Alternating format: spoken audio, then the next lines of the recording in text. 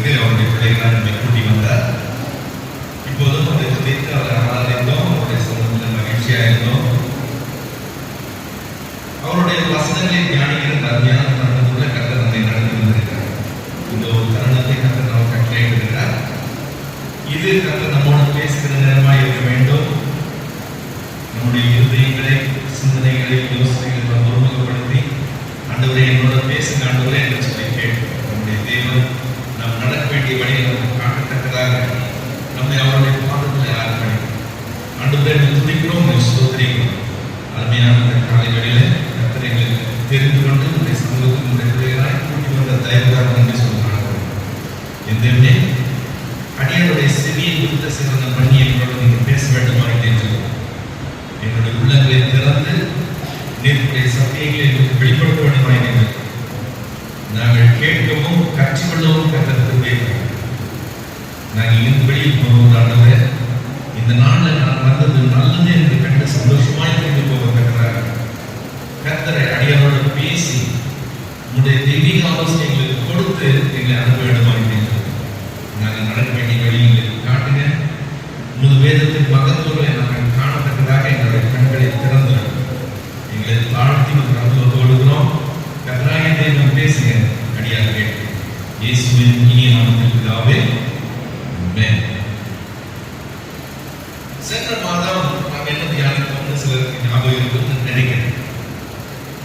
பணமோ எல்லாவற்றுக்கும் உதவும் என்கிற வசனத்திலிருந்து நாம் தியானித்தோம். சாலமோன் என்கிறவன் ஒரு ராஜா மட்டும் இல்லை, அவன் ஒரு பெரிய ஞானி மட்டும் இல்லாம அவன் ஒரு பயங்கரமான ஐஸ்வர்யவான் என்பதனால ஐஸ்வர்யவானும் ஞானியுமாய் இருந்த சாலமோனுடைய வார்த்தையிலிருந்து அந்த ஐஸ்வர்யத்தை பற்றின சில ஆலோசனைகளை நாம போன மாசம் பார்த்தோம்.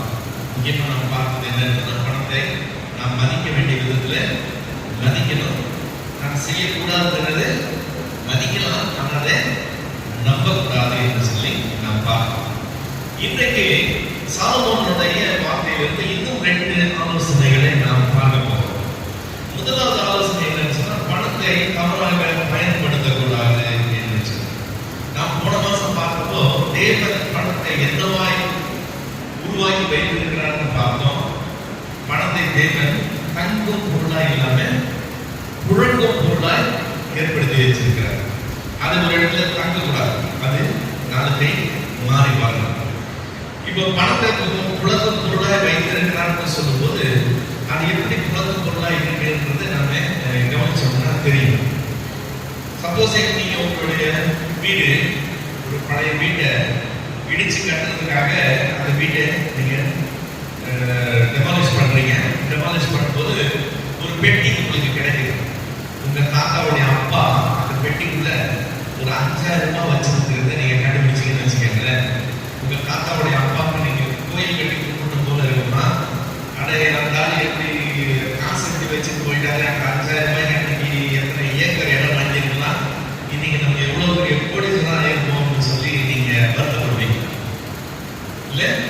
5000 ரூபாய் அன்னைக்கு 5000 ரூபாய் தான், இன்னைக்கு 5000 ரூபாய் தான். ஆனா அன்னைக்கு இருந்த 5000 ரூபாய்க்கு மதிப்பு வேற. அது நாளாக நாளாக பணமாவே இருந்ததுன்னா அது என்ன ஆகுது, அதனுடைய மதிப்பு குறைந்து போகுது. அன்னைக்கு இருந்த 5000 மதிப்பு இன்னைக்கு கிடையாது. இதுதான் பணத்தினுடைய புழக்கம். இது பணம் எப்படி புழக்குது என்று சொல்லி பார்த்தோம்னா, எங்க வீட்டுல ஒரு 10,000 ரூபாய் இருக்குன்னா நான் அந்த 10,000 ரூபாய் பீரோல போட்டு கூட்டி வச்சுட்டு அடுத்த வருஷம் பண்ணி அந்த 10,000 ரூபாய் நான் எடுத்து பயன்படுத்தினா அது 10,000 தான் இருந்திருக்கும், 10,000 ரூபாய் தான் இருக்கும். ஆனா அந்த 10,000 ரூபாய்க்குள்ள மதிப்பு இந்த ஒரு வருஷத்துல குறைஞ்சிடும். அதுக்கு பதிலாக நான் என்ன செய்யறதுக்கலாம், அந்த 10,000 ரூபாய் கொண்டு போய் பேங்க்ல ஒரு டெபாசிட்ல போட்டு வச்சிருக்கலாம். அப்போ பேங்க் எனக்கு அதோட வட்டி சேர்த்து கொடுப்பாங்க. இப்ப வட்டி சேர்த்து கொடுக்குறாங்கன்னு சொன்னா ஒரு 600 ரூபாய் வட்டி சேர்த்து கொடுக்குறாங்கன்னு வச்சுக்கீங்களேன். 600 ரூபாய் லாபமும் இல்லை. அந்த 600 ரூபாய் இந்த பணத்தினுடைய மதிப்போட கூடி வரும்போது இன்னைக்கு அந்த பணத்துக்கு அதுதான் மதிப்பு. அன்னைக்கு 10,000 ரூபாய் மதிப்பு, இன்னைக்கு 10,600 ரூபாய். ஸோ இதுல வட்டி இந்த காம்பனண்ட் கூட வருது. அவங்க எனக்கு 6% வட்டி கொடுத்துருக்காங்க. இந்த 6% வட்டியை அவங்க நல்ல மனசுனால கொடுக்கல.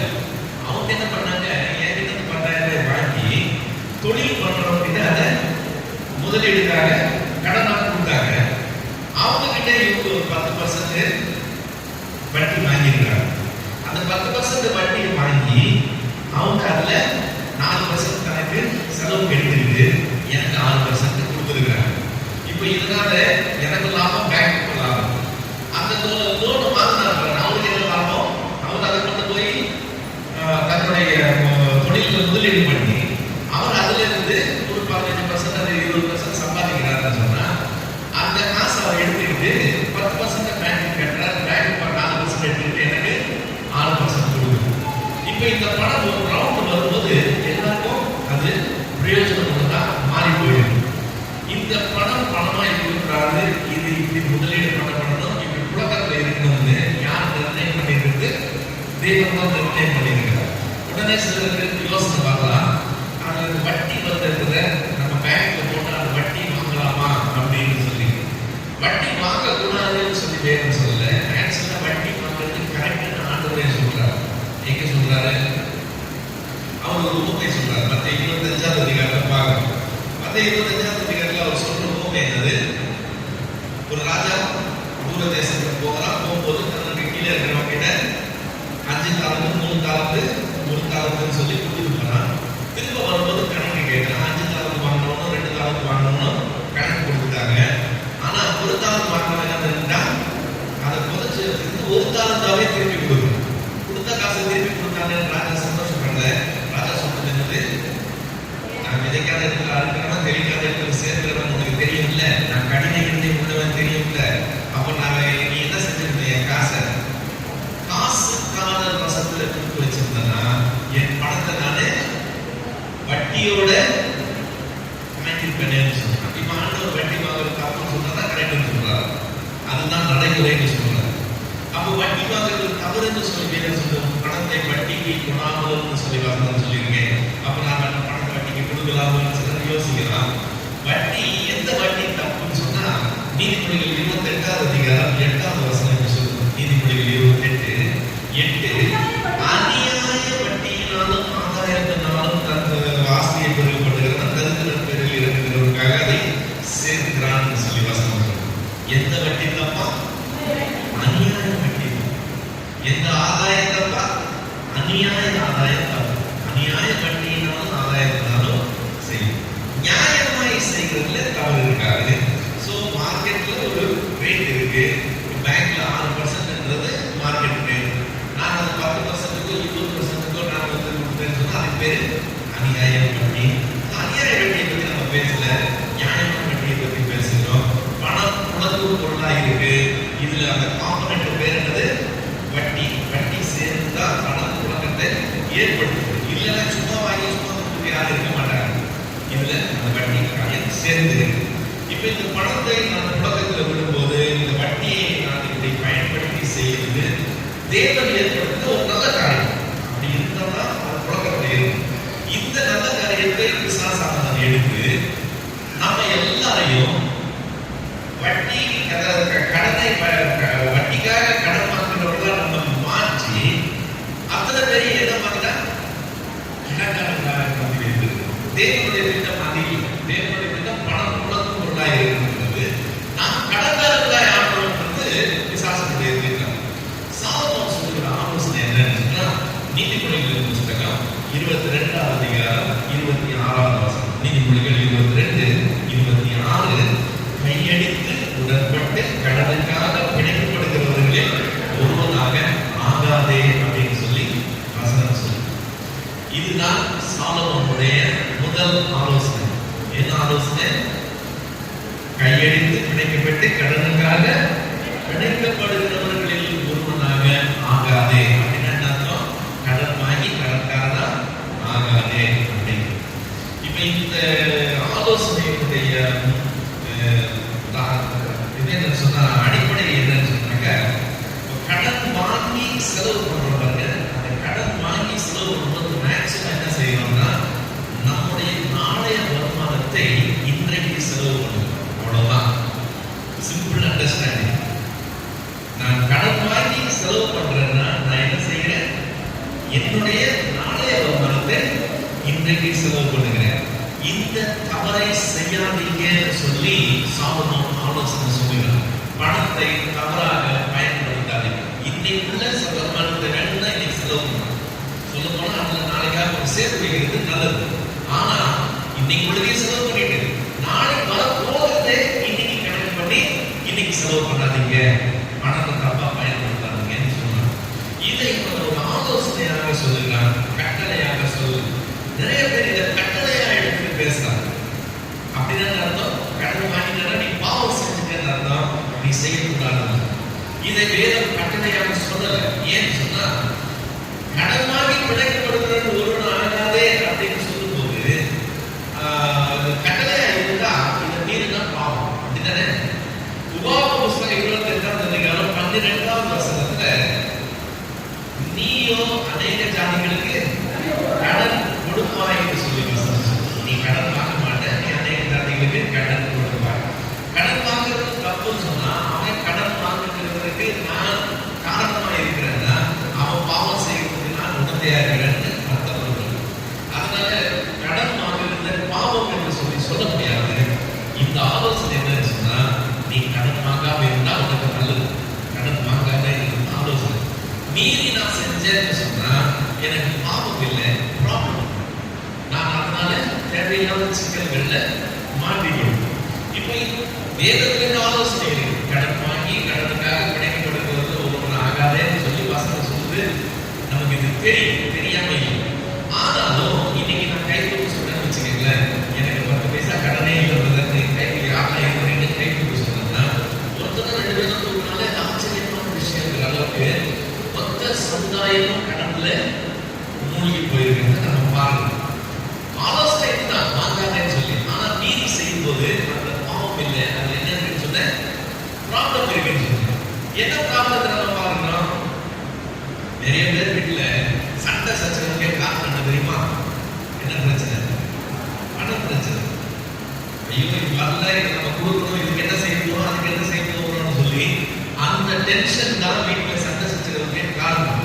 நிறைய பேர் நைட்ல தூக்கம் வராததுக்கு காரணம், நிம்மதி இல்லாத காரணம், எல்லாத்துக்குமே காரணம் மோஸ்ட்லி இந்த பண பிரச்சனை தான் இருக்கிறது. நம்ம பாருங்க, இதனுடைய ரூட்டுக்கு போனோம்னா அவங்க கடன் வாங்கினது, கடன் கொடுக்க முடியாம கஷ்டப்படுறது தான் இருக்கு. நிறைய பேருக்கு உடல்நலம் பாதிக்கப்படுறதே இதனால இருக்கு. நல்லா இருப்பாங்க, அவங்களுக்கு எந்த குறையும் இருக்காது, ஆனா உடல் நலம் பாதிக்கப்பட்டிருக்கு. ஏன் உடல் நலம் பாதிக்கப்பட்டிருக்கு? ஒருத்தருக்கு நான் ஃபோன் பண்ணேன், அவர் ஃபோன் எடுக்கல. நார்மலா ஃபோன் பண்ணா ஃபோன் எடுப்பார். அப்படி இல்லைன்னா திரும்ப கூப்பிடுவார். நான் ஃபோன் பண்ணி ஃபோன் எடுக்கல.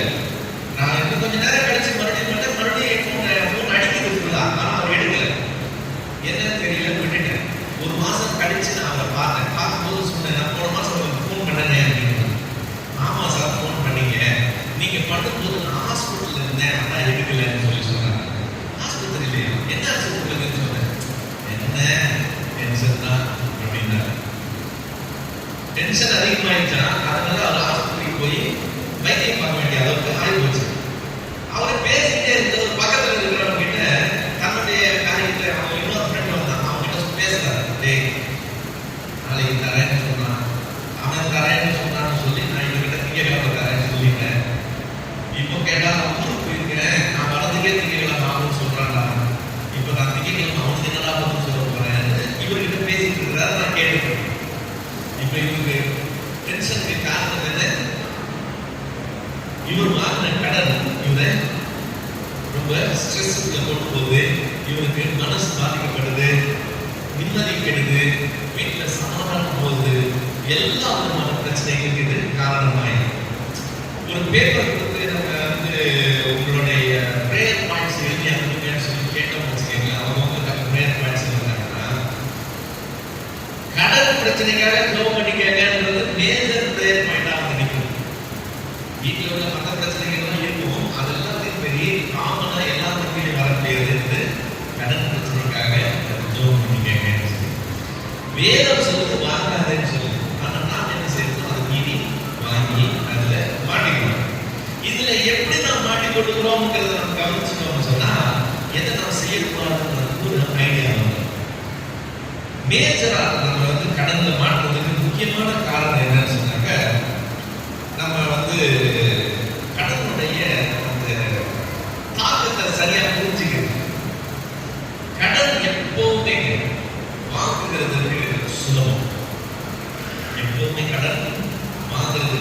சுலபம். எது கஷ்டம்? திரும்ப கொடுக்கறது கஷ்டம். இப்ப திடீர்னு உங்களுக்கு போன் வந்து ஒரு பேங்க்ல இருந்தோ ஒரு ஃபைனான்சியல் இன்ஸ்டிடியூஷன்ல இருந்தோ உங்களுக்கு போன் பண்ணி ஒரு 5 லட்சம் பர்சனல் லோன் தரேன்னு சொல்றாங்கன்னு வச்சுக்கோங்க. இப்ப 5 லட்சம் ரூபாய் பர்சனல் லோன் தராங்கன்னு சொன்ன உடனே நம்ம கண்ணுக்கு என்னெல்லாம் முன்னாடி வரும்? அதை வாங்கினோம்னா இந்த பிரச்சனையெல்லாம் சால்வ் பண்ணிடலாம், அப்புறமா இங்க தனியாக அடைச்சிக்கலாம், அதுதான் நம்ம கண்ணு முன்னாடி வரும். இப்ப இந்த 5 லட்சம் ரூபாய் வாங்குறது சுலபம். முதல் 6 மாசமோ 8 மாசமோ 10 மாசமோ அதை ரிட்டர்ன் பண்றதும் ஈஸியா இருக்கும். ஆனா 10 மாசம் 12 மாசம் 15 மாசம் காட்டும் போது அப்போதான் தம் கட்ட ஆரம்பிக்கும்.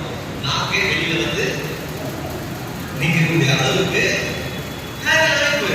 பார்க்கும்போதே தெரியுது சுலபமாயிருக்கு. திருப்பி கொடுக்கும்போது கஷ்டம். ரெண்டாவது பெரிய விஷயம் என்னன்னு சொன்னா, நாம் கடன் இன்னைக்கு இருக்கிறது பெரிய மனதோட பெரிய அமௌண்ட் நம்ம எப்படி இவ்வளவு கடன் நினைக்கக்கூடிய அளவுக்கு மலைக்கக்கூடிய அளவு பெரிய அமௌண்ட் வாங்கிடுது. நீங்க யோசிச்சு பாருங்க, உங்க வாழ்க்கையை அப்படியே பின்னோக்கி போனீங்கன்னா இது எங்க ஸ்டார்ட் ஆச்சுன்னு சொல்லி பார்த்தீங்கன்னா, நீங்க வாங்கும் போதே பெரிய கடன் ஆரம்பிக்கும். ஆரம்பிக்கிறது எப்படி ஆரம்பிக்கும்? சின்னதா ஆரம்பிக்கும். அந்த சின்னதை நம்ம க்ளோஸ் பண்ண கான்ஃபிடன்ஸ் வந்து பார்த்தீங்களா, அது அடுத்தது இருக்கும், அது அடுத்தது இருக்கும். கண்ணை மூடி கண்ணை திறக்கிறது கூட அந்த கடன் நம்மளால சமாளிக்க முடியாத பெரிய கடனா மாறிடும். ஃபேக்ட் நம்பர் 1 என்னது? வாங்குறது ஈஸி, கொடுக்கறது ரொம்ப கஷ்டம். ஃபேக்ட் நம்பர் 2 என்னது? அது எப்பவுமே சின்னதாக தான் ஆரம்பிக்கும். சின்னதுன்னா அதை ஈஸியா சமாளிச்சுடுவேன் நினைச்சு சமாளிச்சிடும். அதோட நிற்காது. அதுல இருந்து அது அடுத்த ஸ்டெப் போகும், அதை விட பெருசாகும், அதை விட பெருசாகும், இப்படிதான் போகும். ஸோ இதுலதான் நம்ம உஷாரா இருக்கணும். வசனம் தெளிவா என்ன சொல்லுதுங்க? கையெழுத்து பிணைக்கப்பட்டு கடனுக்காக உடன்படுகிறவர்கள ஒருவனாக ஆகாதே ஆலோசனை. அந்த ஆலோசனை நம்ம அல்ல தட்டக்கூடாது, நம்ம இஷ்டம் போல ஜீவிக்க கூடாது. இப்போ நம்மளுடைய ரெகுலர் டெய்லி லைஃப்ல நம்ம கடவுளுக்குள்ள தள்ளுகிற 2 காரியங்கள், நம்ம அந்த 2 காரியங்களுக்கு உஷாரா இருந்தோம்னா 90% கடன் அவாய்ட் பண்ணிடலாம். முதல் காரியம் என்னன்னு சொன்னா, நம்ம எல்லாருடைய வீட்லயும் சுப நிகழ்ச்சிகள் நடக்கும், துக்க நிகழ்ச்சிகளும் நடக்கும் இல்லைங்களா? இப்ப இந்த சுப நிகழ்ச்சி நடக்கும்போது துக்க நிகழ்ச்சி நடக்கும்போதும் சில சடங்குகள், சில சம்பிரதாயங்கள், சில சாங்கியங்கள், அது ஒவ்வொருத்தருடைய பழக்கத்தை பொறுத்து நாம செய்யும்.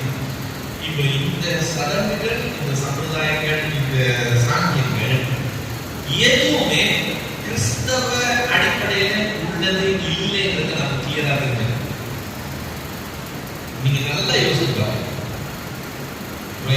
அத்தை ஒருத்தர் இறந்துட்டாங்க மதுரையில், நான் போயிருக்கேன். அந்த சாவுல இன்னொரு அத்தை வந்து என்ன பாபு கூப்பிடுவாங்க ஃபேமிலியில். பாபு நீ என்ன செய்யணும்னா அப்படின்னு ஆரம்பிச்சாங்க. இது மாதிரி கேரக்டர் எல்லா ஃபேமிலியிலும் இருக்கும். அந்தந்த நிகழ்ச்சிக்கு யார் யார் என்னென்ன செய்யணும், ஸோ நான் துணி எடுத்து கொடுக்கணுமா, இதை செய்யணுமா, அதை செய்யணுமா, எதை நான் இந்த உணவு இருக்கிறேன். ஓகே, அது வந்து அவங்க சொல்லிட்டாங்க. ஆனா அது பைபிள்ல இல்லை, அது நாம கிரியேட் பண்ணிருக்கோம். இது எங்க இருந்து வருதுன்னு சொன்னா நம்முடைய இந்து பாரம்பரியத்திலிருந்து வருகிறது. அதுல இந்த பழக்கங்கள் எல்லாம் உண்டு. நாம் அதெல்லாம் விட்டுட்டு வந்திருக்கிறோம். நாம் அதெல்லாம் விட்டுட்டு வந்து இங்க வந்து அதுக்கு கிறிஸ்தவ ட்ரெஸ் போட்டு என்ன அவங்க கிறிஸ்தவ அலங்காரம் கொடுத்து அந்த கிறிஸ்தவ நடைமுறையை கொண்டு வந்துடக்கூடாது. இதை நல்லா ஐடென்டிஃபை பண்ணிக்க. வேதத்துல அதுக்கு இடம் இல்லை. வேதத்துல என்ன இடம் இல்லை. வேதம் அப்படி சொல்லவே கிடையாது. அப்படி நீங்க நான் செய்யணும்னு சொல்லிருக்கு இல்லையா? உங்க அக்கா சத்தா நீ இதை செய்யணும், அம்மா சத்தா இதை செய்யணும், உங்க தாய் மாமா நான் இப்படி பண்ணணும், உங்க அம்மா எதுவுமே சொல்லல. ஆனா நான் நிறைய காரியங்கள் வச்சிருக்கு, நிறைய காரியங்கள் வச்சிருக்கு. இப்ப இவங்க என்கிட்ட இப்படி சொல்லிட்டு போயிட்டாங்க. இன்னொரு சித்தி பொண்ணுகிட்ட இப்படி சொல்லிட்டாங்களா, அவ வந்தா அண்ணன் அத்தை என்ன அப்படின்னு இருக்கா. நான் சொன்ன போக வேலை பார்த்துக்கிறேன். மற்ற இடத்துல இது வேற. நம்ம சென்னையிலிருந்து செலவு பண்ணி வந்ததே பெரிய விஷயம். இப்ப இங்க வந்து இதுக்கு மேல நான் ஜவுளி கிடையாது, இங்க வாங்கி அதை வாங்கி செத்தவங்களுக்கு முன்ன வச்சு புதைக்கிறதுக்கு நான் எல்லாம் செய்யணும்.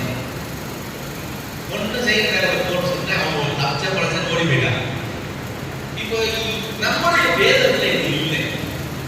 உங்ககிட்ட வசதி இருக்குன்னு வச்சுக்கோங்க, நிறைய கொண்டு போயிருக்கீங்கன்னா நீங்க தாராளமா செய்யுங்க.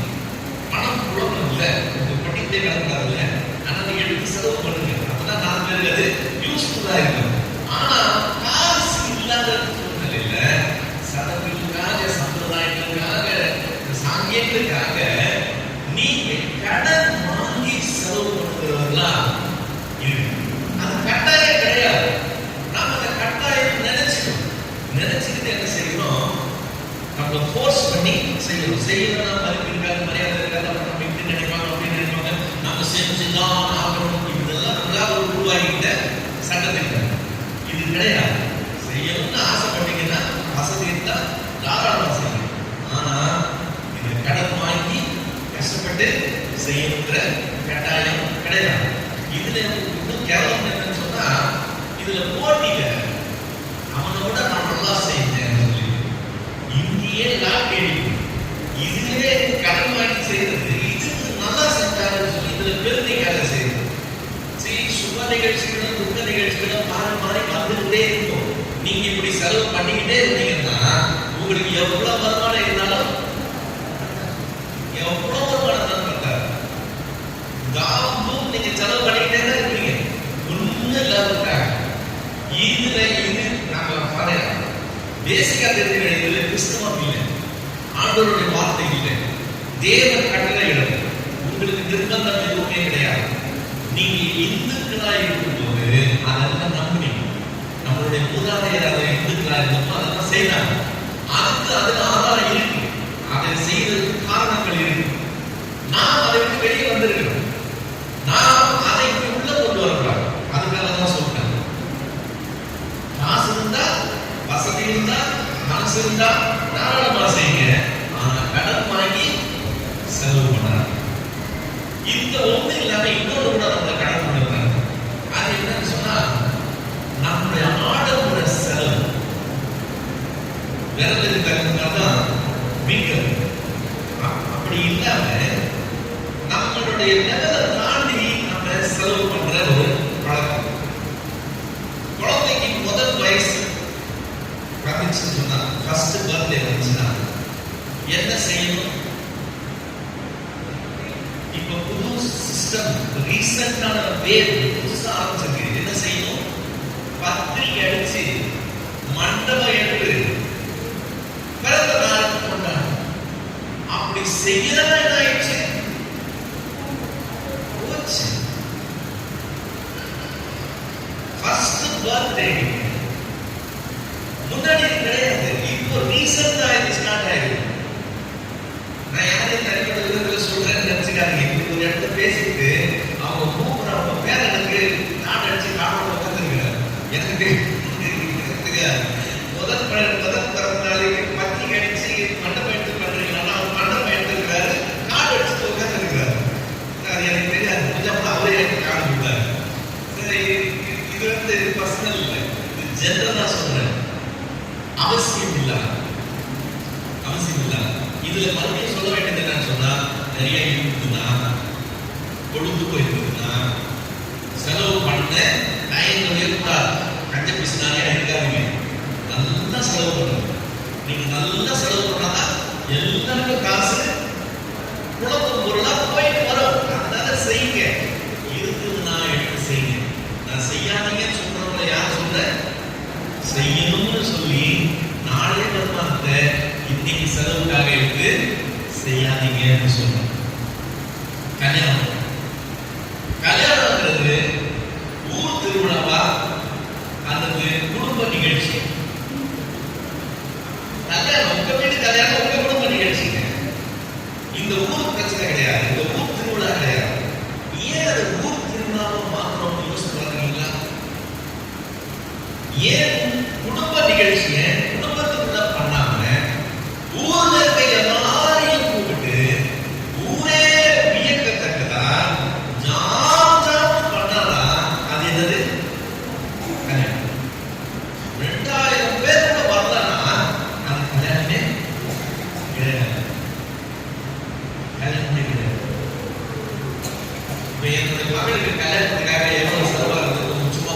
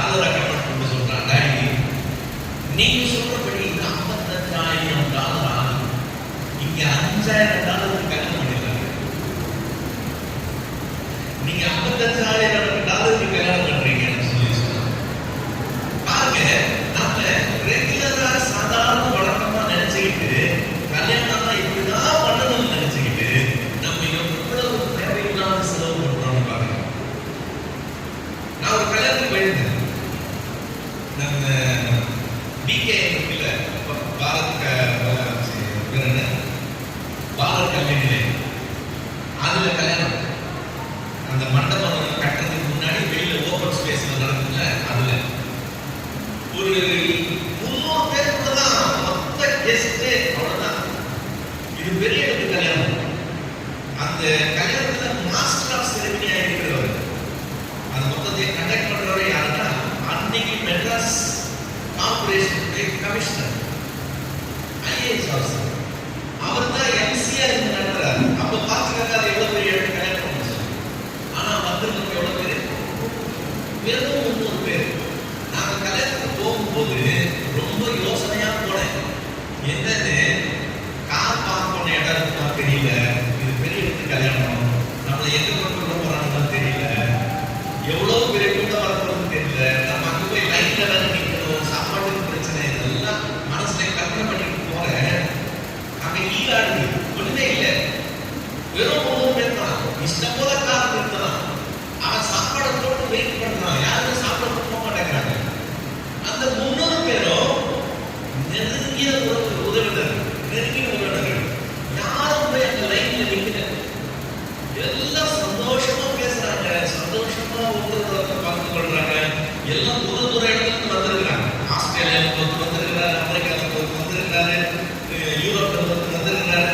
இவங்க எத்தனையோ வருஷம் கழிச்சு ஒருத்தர் பாக்குறாங்க. யார் சாப்பாட்டுல போய் உட்காருவாங்க? இல்ல யார் இங்க போய் கவர் கொடுக்கறது லைன்ல நிற்பாங்க? ஒன்றும் இல்ல, சந்தோஷமா அந்த நாளை இன்னும் கூட எதாவது திரும்ப திரும்ப கற்பனைக்கு கொண்டு வர முடியும். அவ்வளவு சந்தோஷமான ஒரு மாலையா மாறி போச்சு. ஆனா இதே 2000 பேர் 3000 பேர் கூட்டிருந்தாங்கன்னா அந்த இடம் எப்படி இருக்கும்? அங்க உள்ள போயிட்டு வெளியே வரதுக்குள்ள நம்ம எப்படி கண்டதா இருப்போம்? யோசிச்சு பாருங்க.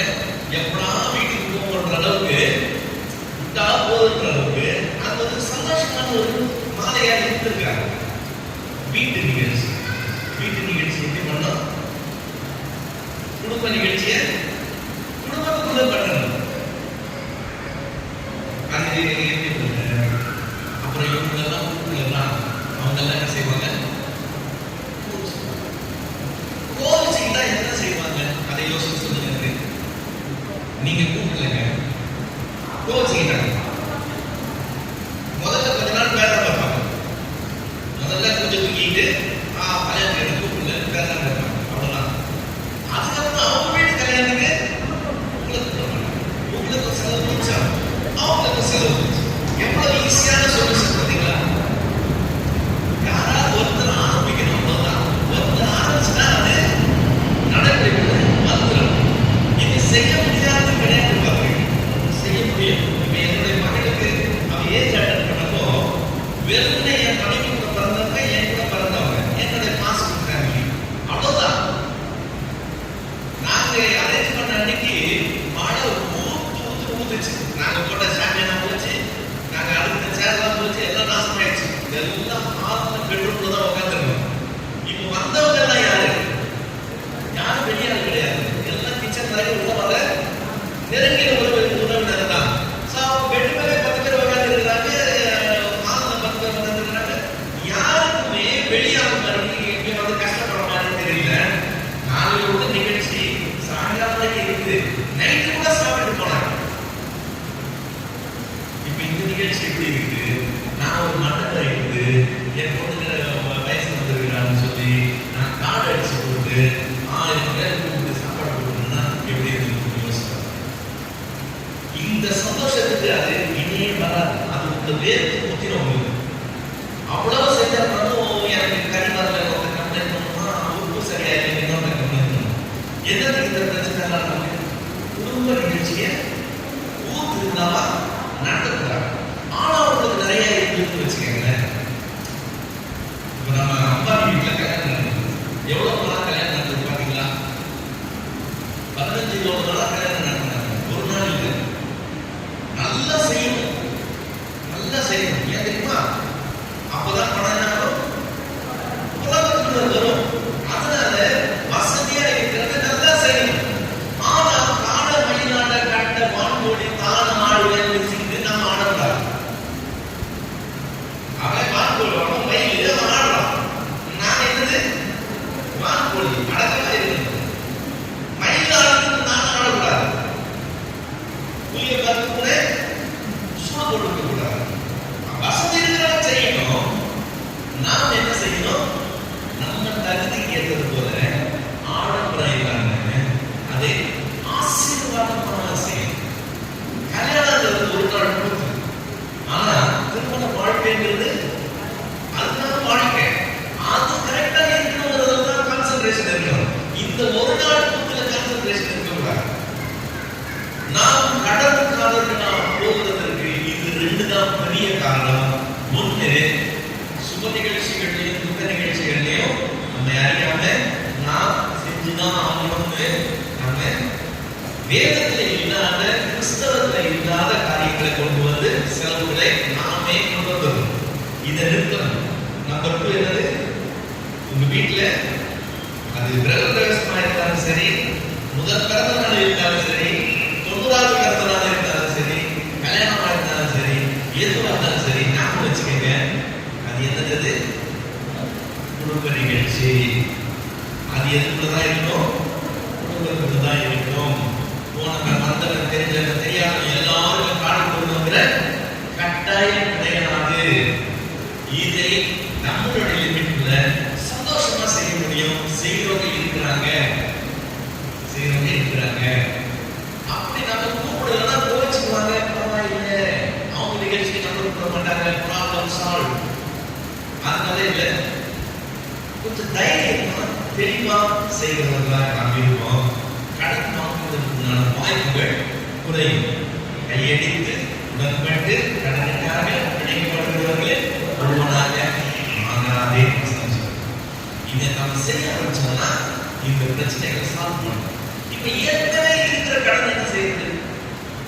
ஆண்டவரே காப்பாற்றுகிறவங்களே நிற்கிறவங்க கடனுக்காக பேர் ரிக்வெஸ்ட் பண்ணி கடன் பிரச்சனையில இருந்து காப்பாற்றணும், எனக்கு ரொம்ப ப்ராப்ளம்ஸ் இருக்குதுன்னு சொல்லிட்டு ஒண்ணு செய்யலாம். என்ன செய்யலாம் தெரியுமா? இன்னைக்கு ஒரு முடிவு. இன்னையிலிருந்து நான் செலவு பண்றதுக்காக கடன் வாங்குகிறது. எக்காரணம் கொண்டும் செலவு பண்றதுக்காக கடன் வாங்குகிறது.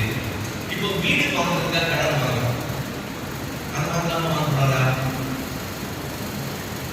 வாங்கக்கூடாதுன்னு வசனம் சொல்லுது, ஆலோசனையா சொல்லுது.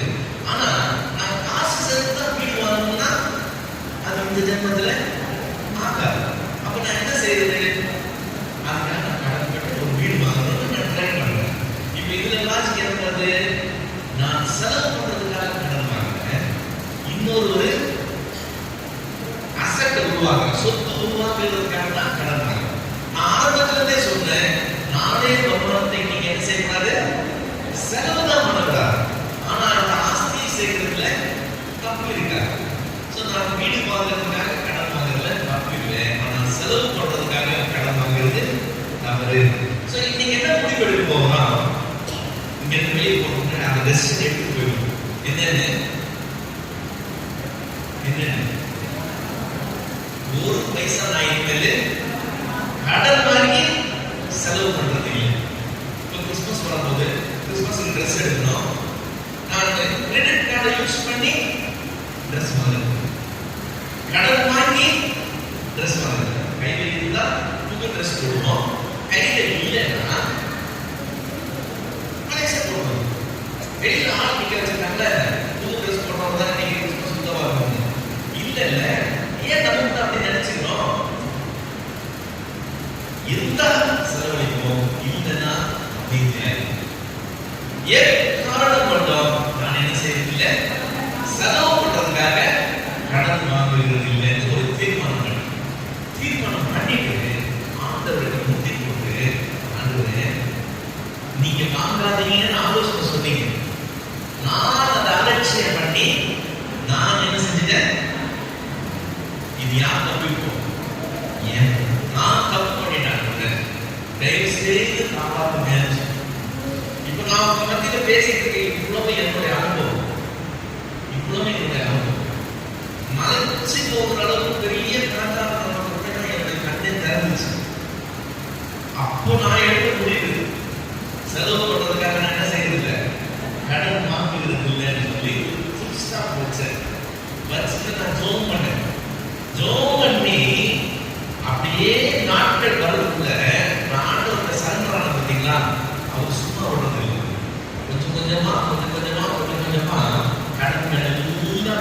முடிச்சு நான் ஃப்ரெஷ்ஷா கடன் வாங்குறதுல முடிவு பண்ணியிருந்தேன். ஃபோன் பண்ணி 5 லட்சம் ரூபாய் கடன் வேணுமான்னு கேட்பாங்க. ஆமாங்க கொடுங்க, ஆனா திருப்பி கேட்க மாட்டேன்னு சொன்னீங்கன்னா கொடுங்கன்னு சொல்லுவாங்க. அதே எப்படி சார் சொல்லுவாங்க, அதுதாங்க எங்க பாலிசி, நாங்க வாங்குவோம் ஆனா கொடுக்க மாட்டோம், பரவாயில்லையான்னு சொல்லி கேட்பேன். ஐயோ இதை வேணும் சார் ஃபோன் வச்சிருவாங்க. ஸோ யாரை கேட்டாலும் நான் ஃபோன் கடன் வாங்க மாட்டேன், கடன் வாங்கி என்ன செய்ய மாட்டேன், செலவு பண்ண மாட்டேன். அந்த தீர்மானம் எடுக்கிறேன், கர்த்தருக்கு அர்ப்பணிச்சேன். இன்னைக்கு கர்த்தர் முன்னாடி ஒரு சாட்சியா சொல்றேன், 10 பைசா கடனே இல்லாத சூழ்நிலைக்கு கர்த்தர் கொண்டு வந்தார். நான் அந்த சூழ்நிலையில இருந்தப்போ வெளியே ஒரு நாள் இருந்தது. எங்க போவோம், என்ன செய்வோம், ஐயோ இந்த மாசத்துக்கு இவ்வளவு கமிட்மெண்ட் இருக்கு, இந்த இஎம்ஐ எல்லாம் வருது, இந்த டேட்ல வந்து எப்படி செய்ய போகிறோம், இதை வாங்கி அதை கொடுத்து அதை வாங்கி இதை கொடுத்து ரோலிங் பண்ணிட்டு இருக்க. ஆனா கண்ணு திறந்தப்போ போதும் ஆண்டவரே, நான் அது பண்ணேன், இனிமேல் நான் இருக்கப்ப செய்யறது இல்லைன்னு கர்த்தர் தீர்மானம் பண்ண ஒப்பு கொடுத்தேன். கர்த்தர் சூழ்நிலை மாத்தினார். இப்ப படுத்தா தூங்க எப்படி இருக்கீங்க, பிரச்சனையே கிடையாது. நான் யாரும் பதில் சொல்ல வேண்டிய கட்டாயமே கிடையாது. ஆசீர்வாதமான வாழ்க்கை எனக்கு உண்டு சொன்னா அது கடன் இல்லாத ஒரு வாழ்க்கை. இங்க இருக்கிற அத்தனை பேருக்கும் அந்த வாழ்க்கை ஒரு நாள் வரணும். ஆமென். இங்க இருக்கிற ஒவ்வொருத்தரும் எனக்கு கடனே இல்லைன்னு சொல்றாரு, அது ஒரு நாள் வரணும். அதனுடைய துவக்கம் இன்னைக்கு இருக்கு. என்னன்னு, நான் கடன் வாங்கி செலவு பண்ணுகிறதே இல்லை. என்ன செலவாகிறது, நான் கடன் வாங்கி செலவு பண்றது இல்லை. தீர்மானம் பண்ணிக்கணும். செலவு வருதுன்னா சேர்த்து வச்சு செலவு பண்ணுங்க. நீங்க தாய் மாமா, அக்காவுக்கு பொண்ணு பிறந்துச்சு, அக்காவுக்கு பொண்ணு பிறந்துச்சு, நீங்க தாய் மாமா நல்லா தெரியும், அக்காவுக்கு பொண்ணு ஒரு நாள் மெச்சூர் ஆகுறா, நீங்க தாய் மாமா செய்யணும். முழு மரியாதை என்ன செய்யணும், சேர்த்து வச்சிருந்தா அன்னைக்கு மரியாதை காப்பாற்றிக்கிறதுக்கு செய்ய முடியும். திடீர்னு அவன் முளைச்சிட்ட மாதிரி திடீர்னு செலவு பண்ற மாதிரி நினைக்க கூடாது. இதெல்லாம் ஆரம்பத்திலிருந்தே தெரியும். நான் ஆயத்தமா இல்லை. செலவு பண்ணணும்னா சேர்த்து வச்சு செலவு பண்ணுவோம். ஒரு நாளும் நாளை ஒரு நாளே இன்றைக்கு கடன் என்கிற பேர்ல செலவு பண்ண கூடாது. இப்போ சாலமோன் இன்னொரு ஆலோசனை சொல்றான். சாலமோன் சொல்ற காரியம் என்னன்னு சொன்னா, நம்ம கையில இருக்கிற பணம் இன்னைக்கு மட்டும் இல்லைன்னு சொல்லி சொல்றான். நீதிமொழிகள் 10ஆம் அதிகாரம் 22ஆம் வசனம். நீதிமொழிகள் 10:22. கர்த்தரின் ஆசீர்வாதமே ஐஸ்வர்யத்தை தரும், அதனுடைய அவர் வேலையை இங்க ஒரு ஏகாமம். கர்த்தருடைய ஆசீர்வாதமே ஐஸ்வர்யத்தை தரும். அப்ப ஐஸ்வர்யம் இருக்கணும்னாலே யார் ஆசீர்வதிச்சிருக்கணும், கர்த்தர் ஆசீர்வதித்தால் ஒழிய ஐஸ்வர்யம் வராது. அப்ப ஐஸ்வர்யமாக இருக்கிறவங்க, ஐஸ்வர்யத்தை பெற்று அனுபவிக்கிற எல்லாரும் கர்த்தரால ஆசீர்வதிக்கப்பட்டவங்க. ஐஸ்வர்யம் இல்லாதவங்க, ஐஸ்வர்யத்தை பெற்றுக்கொள்ளாத தரித்திரதா இருக்கிறவங்க அத்தனை பேரும் கர்த்தரால. இப்ப ஐஸ்வர்யம் ஆசீர்வாதமாகவும் தரித்திரம் சாபமாகவும் பார்க்கப்படும். நிறைய பேர் இதை போதனையாவே போதிக்கிறாங்க. இதுதான் இல்ல சிக்கலான விஷயம். அவங்க என்ன சொல்றாங்க, நீ ரட்சிக்கப்பட்டா கர்த்தர் சாபங்கள் எல்லாம் மாற்றுவார், உன்னுடைய தரித்திரத்தை தான் எடுத்து கொடுத்த ஐஸ்வர்யமான மாற்றிடுவாரு அப்படின்னு சொல்லி சுவிசேஷமே அப்படி பிரசங்கிக்கிறாங்க. ஆனா வசனம் அப்படி சொல்லுது. இப்ப சாலமோன் இந்த வார்த்தையை சொல்லிட்டு நீதிமொழிகளின் புஸ்தகம் 22ஆம் அதிகாரம் 2ஆம் வசனத்துல இன்னொரு வார்த்தையை சொல்லிட்டு பாருங்க. நீதிமொழிகள் 22:2 ஐஸ்வர்யமானும் தரித்திரனும் ஒருவரை ஒருவர் சந்திக்கிறார்கள், அவர்கள் அனைவரை உண்டாக்கினவர். தரித்திரனை தரித்திரனாக உண்டாக்குனது யாரு, ஐஸ்வர்யமான உண்டாக்குனது யாரு. அதனால ஐஸ்வர்யம் தேவனுடைய ஆசீர்வாதம் என்று சொல்லியும், தரித்திரம் கர்த்தருடைய சாபம் என்று சொல்லியும் நான் சொல்லக்கூடாது. தேவன் அப்படிதான் சிருஷ்டித்து வைத்திருக்கிறார். உள்ளவனையும் அவர் சிருஷ்டித்திருக்கிறார், இல்லாதவனையும் அவர் சிருஷ்டித்திருக்கிறார். இந்த சிருஷ்டிப்பை நாம் சங்கீதங்களின் புஸ்தகம் 95ஆம் சங்கீதம் 3-6 வரைக்கும் உள்ள வசனங்கள் பார்க்கலாம். சங்கீதம் 95 3-6 வரைக்கும். கர்த்தரே மகாதேவன், எல்லா தேவர்களுக்கும் மகாராஜனுமாய் இருக்கிறார்.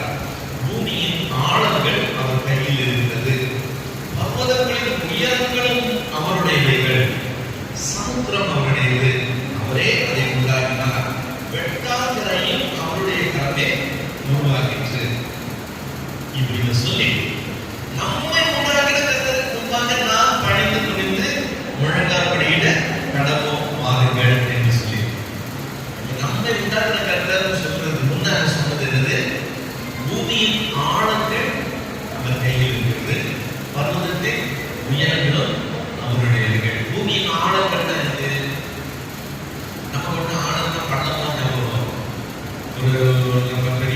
இடத்துக்கு போகணும்னு வச்சுக்கோங்க, கொடைக்கானல், ஊட்டி அந்த மாதிரி பெரிய பெரிய இடங்களுக்கு போகணும்னு சொல்லுவோம், உயரமான இடங்களுக்கு போகணும்னா அங்க பெரிய பள்ளத்தாக்குகள் இருக்கும்.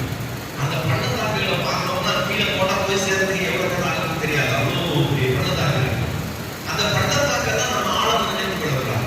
ஆழம்னா என்னன்னு சொன்னா கடல் மட்டம் இருக்கு பார்த்தீங்களா, ஜலம் இருக்குல்ல, கடல் மட்டம். அந்த கடல் மட்டத்துக்கு கீழே போகிறது தான் ஆழம். இப்ப இந்த சிகரத்துல இருக்கிற அந்த இது வந்து பள்ளம், அந்த பள்ளம் எல்லாம் கடல் மட்டத்துக்கு மேலதான். கடல் மட்டத்துக்கு இன்னும் கீழே போவாங்க, அதுதான் ஆழம்.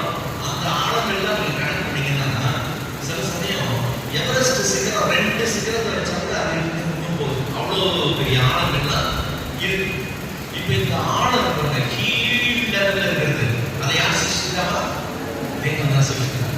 பர்வதங்களின் உயரங்கள் இருக்கு பாருங்க, அந்த உச்சத்தில் இருக்கிறது, அதை யார் சிருஷ்டிச்சாவா?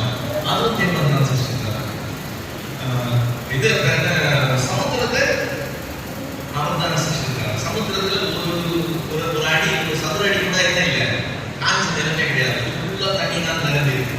வெட்டான் தரையையும் அவருடைய கருத்தான் உருவாக்கி இருக்கு. அங்க ஒரு சொட்டு தண்ணி கூட இல்லை. இங்க கொடுத்து போயிருக்கு, இங்க காஞ்சி போயிருக்கு. சோ மேல இருக்கிறவனே அவன் உண்டாக்கினார், ஆடுகிறவனே அவன் உண்டாக்கினார், கொடுத்து போயிருக்கிறவன் அவன் உண்டாக்கினார், காய்ந்து போனவனே அவன் உண்டாக்கினார். நம்மை உண்டாக்கி கற்றுக்குவாங்க, நாம் படித்து விழுந்து உணர்ந்தார் அப்படின்னு அநியாயமா இல்லையா? அவன் காசு வச்சுக்க என்ன செய்யறதுன்னு தெரியாம இருக்கிறான். இவனுக்கு ஒரு 10 ரூபாய் இருந்தா நீ பொழுத ஓட்டிடலாமே சொல்லி இவன் அதையலாம். ஏன் இந்த அளவுக்கு கொஞ்சம் அவன் வாங்கி கொடுத்து 2 பேரும் நல்லா இருக்கிற மாதிரி செஞ்சிருக்கலாமே, ஏன் இந்த மாதிரி சிருஷ்டிச்சிருக்கிறீங்கன்னு நம்ம யோசிக்கணும். தேவனுடைய ஞானம் இதுல விளங்கு. கர்த்தர் அப்படிதான் சிருஷ்டிச்சாரு. இது தானே உண்டாகல, ஏதோ நம்மளுடைய பாவத்தினால வந்துருச்சு இல்லை. தேவன் ஐஸ்வர்யவானே தரித்திரனே அவர் தான் சிருஷ்டித்திருக்கிறார். தேவன் அப்படி உண்டாயிருக்கிறார். ஏன் அப்படி உண்டாக்குறான்னு சொல்லி நம்ம பார்க்கணும்னு சொன்னா, இந்த அதாவது என்ன சொல்றது, பாவம்னா என்னன்னு கேட்டேன்னு நார்மலா நம்ம என்ன சொல்லுவோம், ஒரு தீமை செய்கிறது பாவம்னு சொல்லி சொல்லுவோம். வேதத்துல இன்னொரு பாவத்தை பற்றியும் சொல்லியிருக்கு. வாசிக்கலாம், ஆதியாகமம் 4வது அதிகாரம் 7வது வசனம். ஆதியாகமம் 4:7, நீ நன்மை செய்தால் மேன்மை இல்லையோ, நீ நன்மை செய்யாதிருந்தால் பாவம் உன் வாசற்படியில் இருக்கும். தீமை செய்தால் மட்டும் பாவம் இல்லை, செய்ய வேண்டிய நன்மை செய்யாம போயிட்டா கூட அது பாவம்னு வசனம் சொல்லுது. யாக்கோபு எழுதின நிருபம் 4வது அதிகாரம் 17வது வசனம்.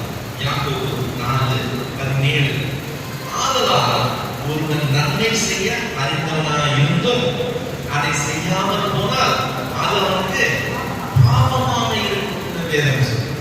சோ செய்ய வேண்டிய நன்மை செய்யலன்னா அது பாவமாயிருக்கும். நீதிமொழிகள் 3வது அதிகாரம் 27வது வசனம். நீதிமொழிகள் 3:27, நன்மை செய்யும்படி உனக்கு திராணி இருக்கும்போது அதை செய்யத்தக்கவனுக்கு செய்யாமல் இராதே வசனம் சொல்லுது. சோ நன்மை செய்வது அத்தியாவசியமான காரியம். செய்ய வேண்டிய நன்மையை செய்கிறோமா இல்லையாங்கிறது தேவனுடைய கணக்குல இருக்கு. சோ பாவம்னால நம்ம ஆட்டோமேட்டிக்கா தீமை செய்யறதுதான் பாவம் நினைத்து கொள்ளக்கூடாது. செய்ய வேண்டிய நன்மை செய்யாம போனாலும் அது பாவம் தான். நித்திய ஜீவனுக்குள்ள பிரவேசிக்கிறதுக்கு என்ன செய்யணும் அப்படின்னு சொல்லி நம்ம கேட்டோம்னு சொன்னா நம்ம எல்லாருக்கும் தெரியும், ரட்சிக்கப்பட்டோம், பரிசுத்தமா வாழணும், இதை செய்யணும், அதை செய்யணும், கர்த்தரோட வளர்ந்து வரணும், நீதி செய்யணும், இதெல்லாம் நமக்கு தெரியும். ஆனா நித்திய ஜீவனுக்குள்ள போகிற அந்த வாய்ப்பை இழந்தவர்களாய் சிலர் பற்றி வேதம் சொல்லுது. அவங்க இந்த நம்ம சொல்ற எதுவுமே அவங்க ரட்சிப்பை பத்தியோ, பாவ மன்னிப்பை பற்றியோ, நீதியா வாழ்றத பத்தியோ, பரிசுத்தமா வாழ்றத பத்தியோ ஒண்ணுமே வரல. கம்ப்ளீட்டா வேற காரியங்களை பற்றி பேசுது. நான் மூணு உதாரணம் கொடுக்குறேன். ஒண்ணு, லூக்கா எழுதின சுவிசேஷம் 12வது அதிகாரம் 16-21 வரைக்கும் கர்த்தர் ஒரு உவமை சொல்றார். அந்த உவமை என்னன்னு சொன்னா லூக்கா 12:16-21 வரைக்கும்.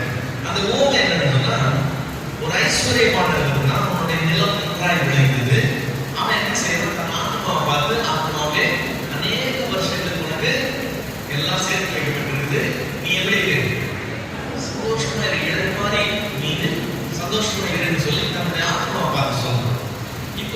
ஆக்சுவலா இது வந்து அவனை பாராட்ட வேண்டிய விஷயம்.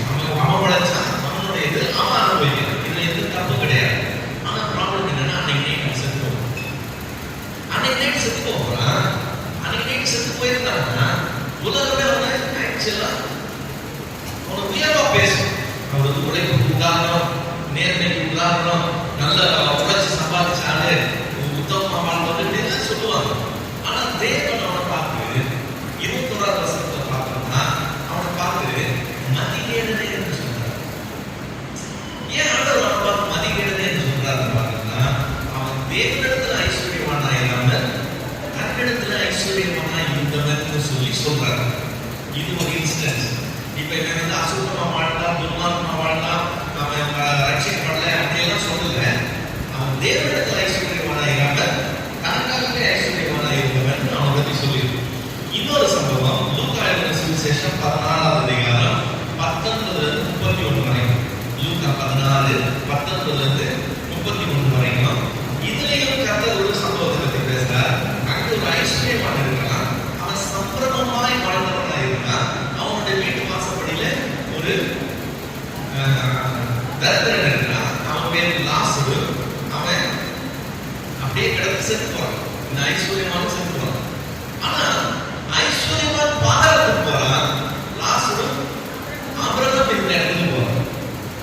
இவன் லாசரு ரட்சிக்கப்பட்டவன், லாசரு ஒரு பரிசுத்தவான், லாசரு தேவனுக்காக உத்தமமா வாழ்ந்தான் அப்படியெல்லாம் ஒண்ணுமே சொல்லல. பாருங்க, அவன் தரித்திரனா இருந்தான், கஷ்டப்பட்டு இருந்தான். அவன் பருக்கிற நாய் நக்குதா அவனால அதை கட்ட முடியலன்னு வச்சுக்காங்க. அந்த அளவுக்கு பரிதாபமான நிலையில. ஆனா ஐஸ்வர்யவான் துன்மார்க்கமா வாழ்ந்தான், வேசியில் இருக்கிறான், காசு செலவு பண்ணான், அவன் அட்டகாசம் பண்ணான், அநியாயம் பண்ணான், ஊரை கொள்ளையடிச்சு கொலையில பண்ணான் அப்படியெல்லாம் சொல்லல. அவன் சம்பிரமமாய் வாழ்ந்தான். சம்பிரமமாய் வாழ்ந்ததுன்னா என்னது? தான் காசை தான் நல்லா அனுபவிக்கணும். 500 ரூபாய்க்கு சட்டை வாங்கலாம், 5000 ரூபாய்க்கு சட்டை வாங்கலாம். நல்லது, நீங்க இந்த நாட்டுக்கு முடியாதீங்கன்னா 10 லட்சம் ரூபாய் கூட நீங்க சட்டை வாங்கலாம். இல்ல, உங்க காசை நீங்க எப்படி வேணா அனுபவிக்கணும். நான் அவ்வளவு காசு எடுக்கிறேன், என் காசை நான் செலவு பண்ணிக்கிறேன், நான் அனுபவிக்கிறது தப்புன்னு சொல்ல இல்லையா? அதுதான் சம்பிரமமாய் வாழ்க்கை. இப்ப அவன் சம்பிரமமாய் வாழ்ந்தா அவ்வளவுதான் அவன் பத்தி சொல்லியிருக்கு. அவன் துன்மார்க்கமாய் வாழ்ந்தான்னு சொல்லுது. பசங்க பண்றவங்க அப்படி சொல்றாங்க, ஆனா பசங்க அப்படி சொல்லுது. அவன் துன்மார்க்கமாய் வாழ்ந்தான்னு சொல்லல சிஸ்டர். ஆனா அவன் போனது அவன் பாதாளத்துக்கு போனான். ஏன் அங்க போனா? இப்ப இந்த ஐஸ்வர்யம் தரித்திரன் அவன் ஊர்ல போயிருந்தான்னா வேற விஷயம். ப்ராப்ளம் எங்க இருந்தது? தரித்திரன் எங்க இருந்தானா வீட்டு வாசப்படியில கிடந்தான். இவன் அவன் பார்க்கலன்னு சொல்லவே முடியாது. ஒவ்வொரு வருவரும் வந்திருக்கிறான், அவன் கண்ணு மேல அவன் இருக்கிறான். ஆனா இவன் அவனுக்கு எதுவும் செய்த மாதிரி தெரியும். இப்ப இங்க வேற நியாயம் செயல்படுத்துகிறத கவனிக்கணும். ரட்சிப்பு, பரிசுத்தம், நீதி, இது அதெல்லாம் இங்க ஒன்றுமே பேசப்படுது. செய்ய வேண்டிய நன்மையை இவன் செய்யல, அதனால இவன் தண்டிக்கப்படுகிறான் கவனிக்கணும். அப்புறம் இன்னொன்னு, மத்திய எழுதின சுவிசேஷம் 25வது அதிகாரம் 31 இருந்து 46 வரைக்கும் உள்ள வசனங்கள்ல, மத்திய 25 31 இருந்து 46 வரைக்கும் உள்ள வசனங்கள்ல ஆண்டவர் என்ன நடக்க போகுதுன்னு சொல்றார். நியாயத்திற்கு நடந்து நடக்குது. என்ன நடக்க போது? சிங்காசனம் வைக்கப்பட்டிருக்கு. சிங்காசனத்துக்கு முன்னாடி பலமுறை இடம் இருக்கும். 2 பிரிவா ஜனங்க நிக்கிறாங்க. வலது பக்கத்துல இருக்கவங்களை பார்த்து கர்த்தரால் ஆசீர்வதிக்கப்பட்டவர்களே சொல்றாரு. இடது பக்கத்துல இருக்கவங்களை பார்த்து கர்த்தரால் சபிக்கப்பட்டவர்களே சொல்றாரு. பிசாசுக்காக அவனுடைய தூதர்களுக்காக ஆயத்தம் பண்ணப்பட்டிருக்கிற நித்திய அக்கினிக்கு போங்கன்னு சொல்றாரு. அப்படின்னா அவங்க ரட்சிக்கப்படாதவங்க, அதனால அவங்க நரகத்துக்கு அனுப்பிச்சிட்டாரு, அவங்க எல்லாம் மோசமான ஜீவியை ஜீவிச்சாங்க ஆரம்பிச்சிட்டாரு. அப்படி வேதம் சொல்லுது. வேதம் என்ன சொல்லுது? நான் பசியா இருந்தேன், நீங்க நான் தாகமா இருந்தேன், நீங்க கொடுக்கல, வஸ்திரம் இல்லாத இருந்தேன், நீங்க கொடுக்கல, நீங்க செய்யல செய்யல செய்யல செய்யல சொல்றாரு. செய்ய வேண்டிய நன்மை அறிந்திருந்தோம் செய்யாதிருந்தால் அது என்னவா கணக்கப்படணும்னா பாவமாய் கணக்கப்படும். இதுதான் கர்த்தர் நமக்கு காண்பிக்கிற காரியம்.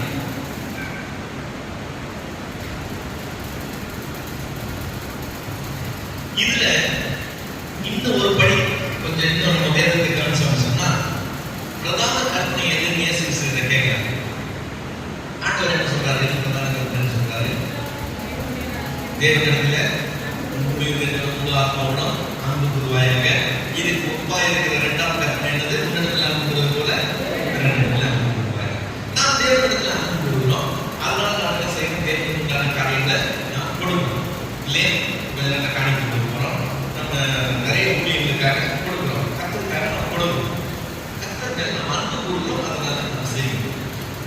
நாம் மனுஷன் மேல அன்பு கூறுறதுனா என்ன செய்யணும்? மனுஷனுக்கும் கொடுக்கணும். இப்போ வேதம் காணிக்கை கொடுக்கறது பற்றி வசனம் சொன்னா நிறைய வசனம் சொல்லணும் இல்ல? உன் பொருளாலும் உன் விளைவு முதல் பலனாலும் கர்த்தரை கனம் பண்ணு சொல்லுது. எனவே நம்ம பாக்கெட்ல நம்ம சம்பாதிச்ச காசு வந்து நம்ம கர்த்தரை கனம் பண்ணணும். நிறைய காரியங்கள் காணிக்கையை பற்றி பேசுது, இல்லைன்னு சொல்லல. ஆனா அதே சமயத்துல மனுஷனுக்கு கொடுக்கறத பத்தி சில வசனங்கள் இருக்கு. அது எல்லாத்தையுமே மாத்தி காணிக்கை கொடுக்கிற வசனங்களா இன்னைக்கு மாற்றி வச்சிருக்காங்க. அதுதான் இதுல பியூட்டி. ஒரு எக்ஸாம்பிள் சொல்றேன். இப்ப நம்ம காணிக்கை கொடுக்கிறோம், அந்த காணிக்கை எப்படி கொடுக்கிறோம்? நான் போடுறது இவ்வளவுன்னு சொல்லி எல்லாரும் தெரியுமா கொடுக்குறோமா? இல்லை எப்படி கொடுக்குறோம்? அது மடிச்சு இன்னும் மடிச்சு இன்னும் மடிச்சு பத்திரமா கையில வச்சு டைட்டா மூடி காணிக்கை வரும்போது திருத்தமா விட்டு அது யாருக்குமே தெரியக்கூடாதுன்னு போட்டு தெரியும். இது எந்த வசனம் யூஸ் பண்றோம்? வலதுகை செய்கிறது இடதுகை அறியாத வசனம். அதனால நாங்க காணிக்கை கொடுக்கும்போது அப்படி சீக்கிரட் ஆயிட்டு அதை சீக்கிரட்டா செய்கிறோம். அந்த வசனத்தை ஒன்றுதான் வாசிக்கலாமா? மத்தேயு சுவிசேஷம் 6ஆம் அதிகாரம் 3ஆம் வசனம். மத்தேயு 6:3 யாராவது வாசிங்க.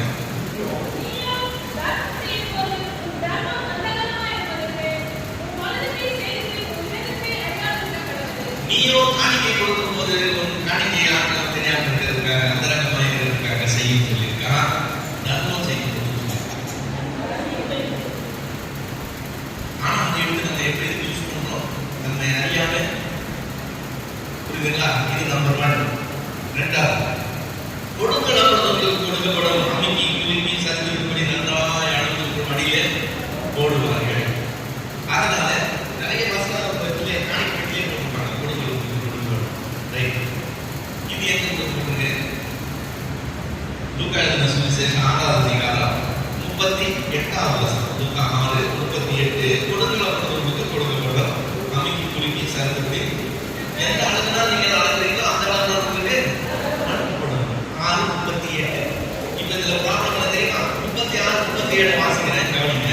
ஆகையால் உங்கள் பிதாக்கள் பிதா இறக்குள்ளவராக இருக்கிறது போல நீங்களும் இறக்குள்ளவராக இருங்கள். யார் இடத்துல?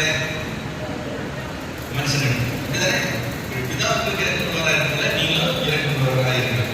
மற்றவர்களை குற்றவாளிகள் என்று தீர்க்காதீர்கள். யாரு? மற்ற மனுஷன்.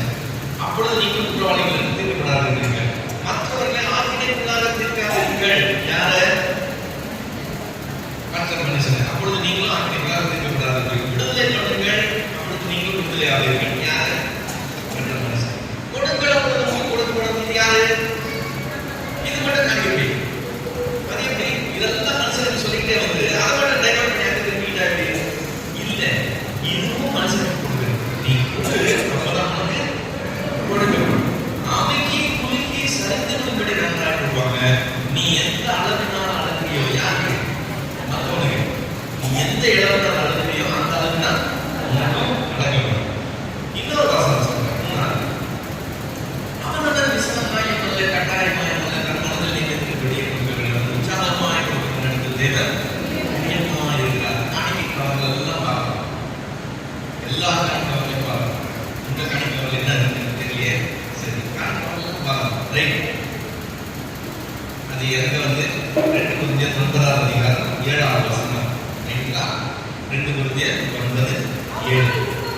ஓகே, அதான் சொல்லிட்டேன். 1ஆவது வசனம் என்ன சொல்லுது? பரிசுத்தவான்களுக்கு செய்ய வேண்டிய தர்ம சங்காயத்தை குறித்து நான் அதிகமாக எழுத வேண்டியதில்லை என்று சொல்லிட்டு தான் அந்த வார்த்தை வருது. அவனவன் விசனமாய் நல்ல கட்டாயம். இப்போ இது காணிக்கை கொடுக்கிறதா தர்ம சகாயத்தை பற்றி சொல்லுங்க. தர்ம சகாயத்தை பற்றி பேசுகிற ஒரு வார்த்தை.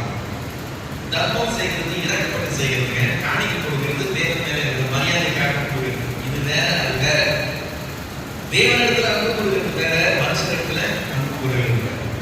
இப்ப இந்த தூக்கி அப்படியே யூஸ் பண்றதுனால நிறைய பேர் கன்ஃபியூஸ் ஆயிடுறாங்க. இப்ப கவனிங்க, நான் மனுஷனிடத்துல அன்பு கூர்ந்து மனுஷன் எனக்கு என்ன செய்யணுமோ அதே போல நானும் அவனுக்கு செய்யணும். இது தேவன் நமக்கு கொடுக்குறது. என் மேல நான் எவ்வளவு அன்பு கூறணும், அவன் மேல அவ்வளவு அன்பு கூறணும், மற்றவங்களுக்கு நான் செய்யணும், சகாயம் பண்ணணும். நான் செய்யறேன்னா இல்லையான்னு யார் கணக்கெடுக்கிறா? தேவன் கணக்கெடுக்கிறார். நன்மை செய்யாம இருந்தால் என்ன ஆகுது?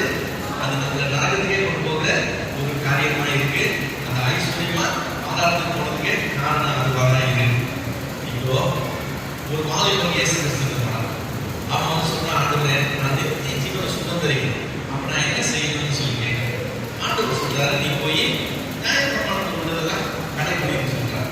சின்ன வயசுல இருந்து அதெல்லாம் நான் செய்யற ஆண்டவரேன்னு சொல்றான். அப்ப கர்த்தர் அவனுக்கு ஒரு வார்த்தை சொல்றாரு.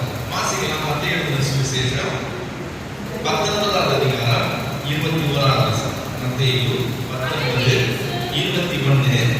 அதற்கு இயேசு, நீ பூரண சற்புணமாய் இருக்க விரும்பினால் போய் உன் முன்னாடிகளை விற்று, அதுதான் பெரிய காரியம். அதுதான் பெரிய காரியம். இன்னைக்கு நான் ஒரு ஊழியர் செய்யறேன்னு வச்சுக்கோங்களேன். என்கிட்ட ஒருத்தர் வந்து நான் ஊழியத்தில் ஜாயின் பண்ணிக்கிறேன்னு சொல்றான். அவன் இந்த ஊர்லயே பெரிய பணக்காரன். நானு உன்னதான் விட்டு நீ என்ன செய்யுது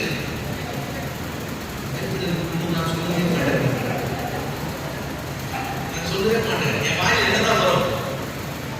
நீ யாரு கொடுக்கணும்? உன்கிட்ட இருக்கிறதா யாரு கொடுக்கணும்? நீ கத்துக்காக ஊழிய செய்யணும்னா ஊழியத்திற்கு தான் சொல்லுங்க. நீங்க யாருக்கா அப்படி சொல்றீங்களா? எந்த ஊழியக்காரரும் சொல்லுவாங்க, அவன் உள்ளதெல்லாம் விட்டு தரித்திரம் இருக்குது, ஊழியம் செய்யலான்னு உள்ளதெல்லாம் புதுதாக தரித்திரம் செய்ய மாட்டேன். இவனை யாருக்கே சேர்த்துக்கிறது? ஆண்டவர் தான் சொன்னார் பாருங்க.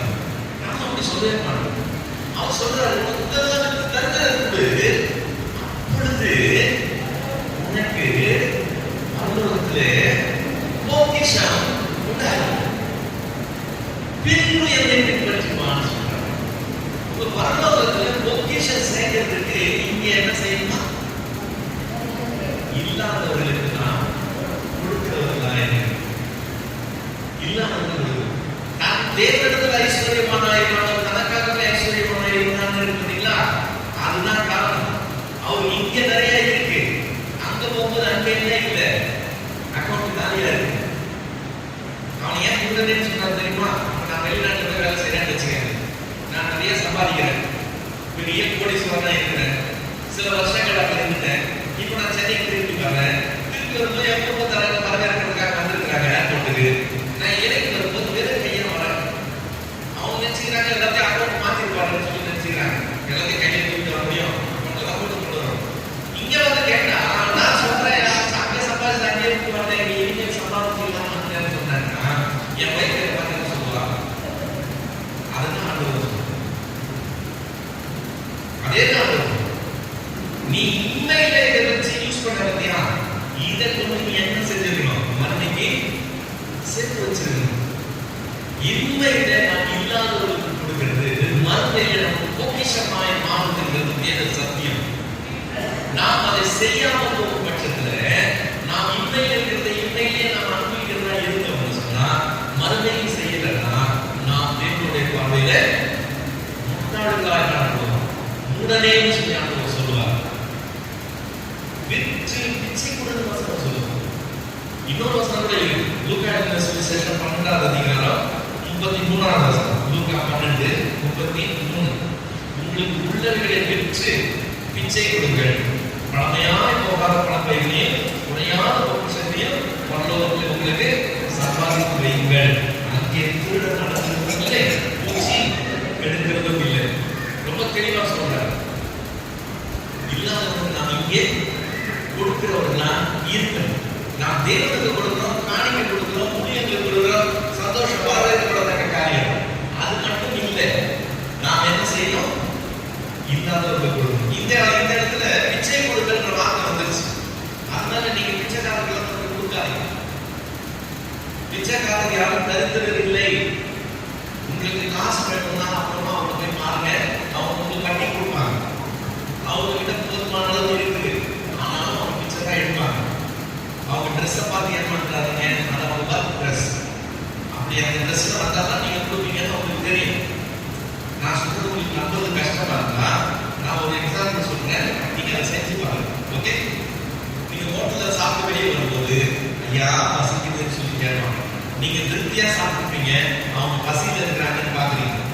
உடனே என்ன செய்வீங்க?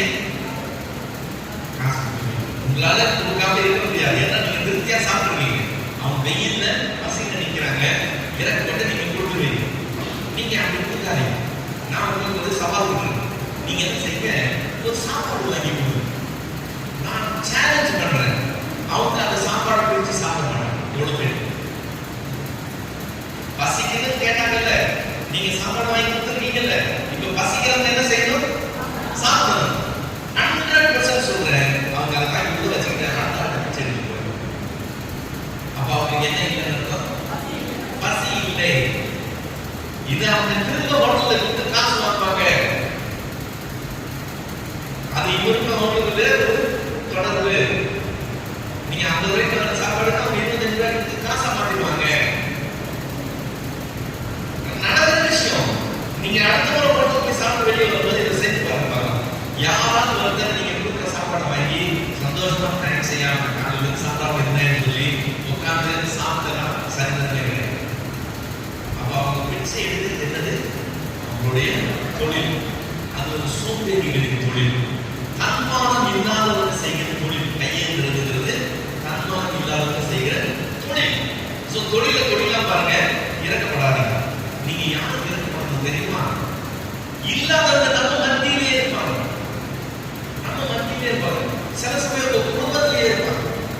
அவங்களுக்கு மருத்துவ வசதிக்கு காசு இருக்காது. அதனால டாக்டர் போகாமலே இருப்பாங்க.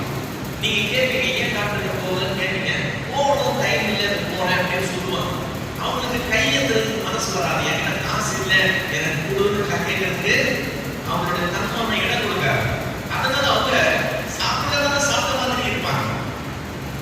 மனுஷன் வேஷமாகவே திரிகிறான்னு வசனம் சொல்லுது. ஆளை பார்த்தா என்ன தெரியும்? பிரதருக்கு என்ன குறை, சிஸ்டருக்கு என்ன குறைன்ற மாதிரி தான் இருக்கும். அந்த மேக்கப் கொஞ்சம் கலைச்சாதான் தெரியும் அவங்களுக்கு என்ன குறை. இப்போ அவங்க இல்லாதவங்களா இருப்பாங்க. காசு இல்லாத மருத்துவம் பார்க்காம இருப்பாங்க. காசு இல்லாத சாப்பிடாம இருப்பாங்க. ஸ்கூல் ஃபீஸ் கட்ட முடியாம இருப்பாங்க. நிறைய விதத்துல தேவைகளோட இருப்பாங்க. நம்ம மத்தியிலே இருப்பாங்க. ஆனா ஒரு நாள் கேட்கணும், நீங்க கொஞ்சம் கவனிச்சு பார்த்தீங்கன்னா நடக்குது. கவனிச்சு பார்த்தீங்கன்னா அவங்க ஏழ்மையில் இருக்கிறாங்க தெரிஞ்சு. தேவன் ஏன் அவங்க மத்தியில் வச்சிருக்கிறாரு தெரியுமா?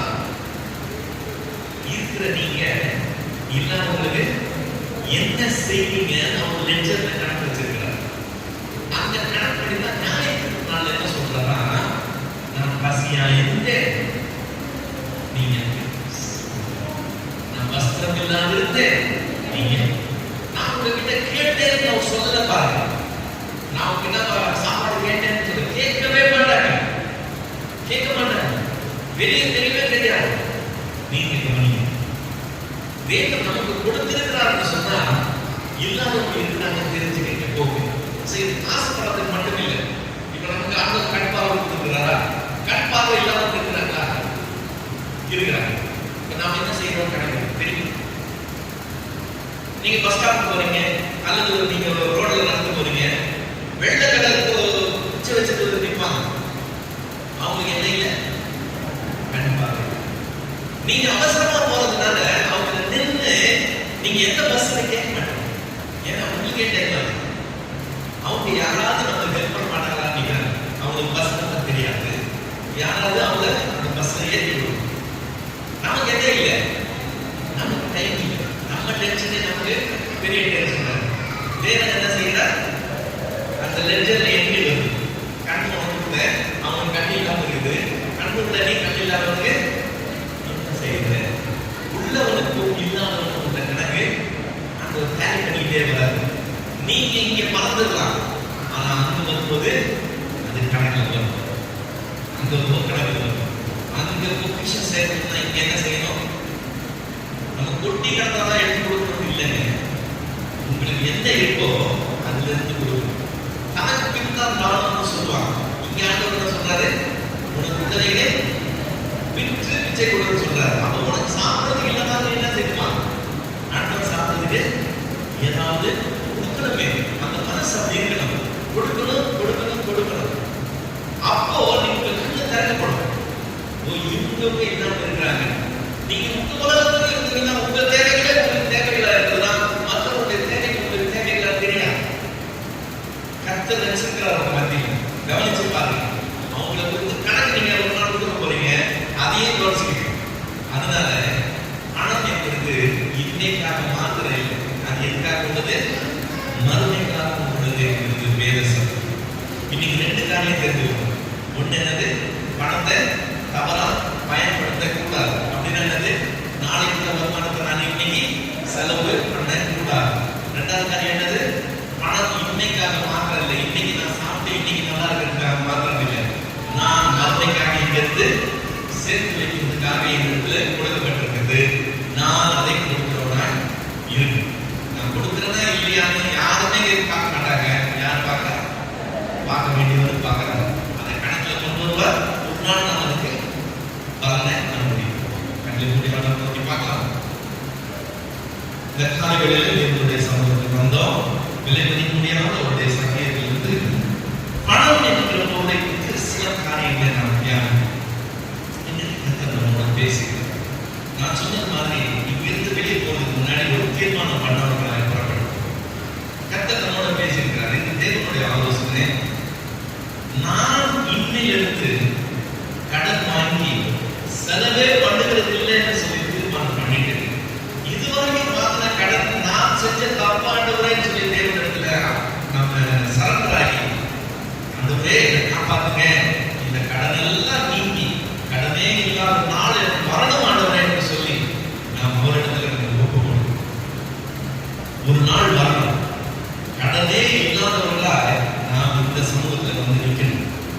அந்த நாள் வரணும்னா இன்னைக்கு அதுக்கு ஒரு துவக்கமாயிடும். அந்த தீர்மானம் பண்ணவங்களாக புறப்பட்டு. 2வது காரியம், தேவன் கொடுத்ததுக்கு அதிகமோ குறைவோ அதை பத்தி இல்லை.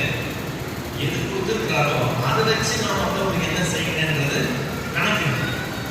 உள்ளவனே இல்லாமலே அவன் தான் சிருஷ்டித்து வைத்திருக்கிறார். எதுக்காக சிருஷ்டித்து வைத்திருக்கிறார்? இதற்காகவே சிருஷ்டித்து வைத்திருக்கிறார்.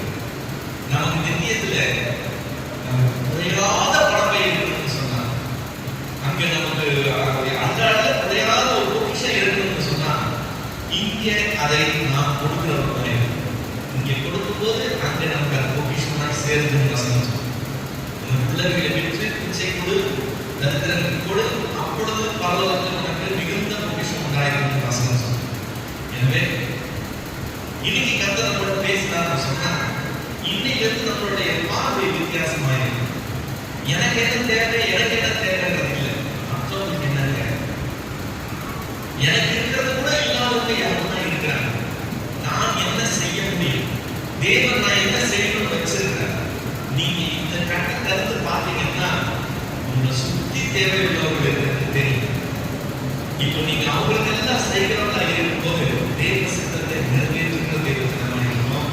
அங்க போய் நிற்கும் போது, ஆண்டவர் முன்னாடி நிற்கும் போது, வாருங்கள் என் பிதாவினால் ஆசீர்வதிக்கப்பட்டவர்களே, உலகம் முதற்கொண்டு உங்களுக்காக ஏற்படுத்தப்பட்ட அந்த ராஜ்யத்தை சுதந்திரித்துக் கொள்ளுங்கள் என்று சொல்லி ஆண்டவர் கர்த்தர் நம்ம பார்த்து அந்த வார்த்தை சொல்லணும்னா இன்னைக்கு நாம் தாராளமாய் கொடுக்கிறவர்களே காணி தேவன் படிப்போம்.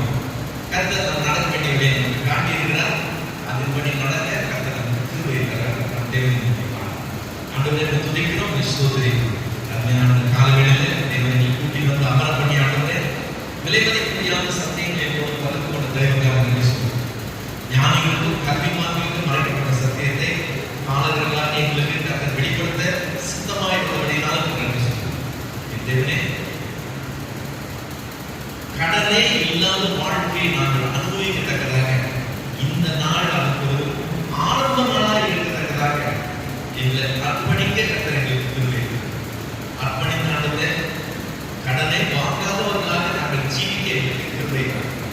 எங்களிடம் இருக்கிற கடனை எங்களுக்கு நீங்கி போக கர்த்தர் எங்களுக்கு வேலை தரணும். அதை தாண்டி நாங்கள் மேல வர கர்த்தர் எங்களுக்கு கிருபை மட்டுமில்லை. தேவனே, எங்கள் தேவை எங்களுடையது, எங்களுடைய காரியங்கள் என்று சொல்லி நாங்கள் வாழ்ந்த ஜீவனம் இல்லாம கர்த்தர் எதுக்காக எங்களை வச்சிருக்கீங்க, எதுக்காக எங்களை கொடுத்துருக்கீங்க, நாங்க என்ன செய்ய சுத்தமா இருக்கிறீங்க என்பதை நாங்கள் உணர்ந்து செயல்பட கர்த்தர் பேசி பரலோகத்தில் எங்களுக்காக ஏராளமான பொக்கிஷங்களை சேர்த்து வைக்கிற தேவஜனமாக இருக்க எங்களை காண்கிறோம், அர்ப்பணிக்கிறோம். எங்களோட பேசுகிறேன், அதன்படி எங்களுடைய வாழ்க்கை அமைத்துக் கொள்ள எங்களுக்கு இயேசுவை நீங்க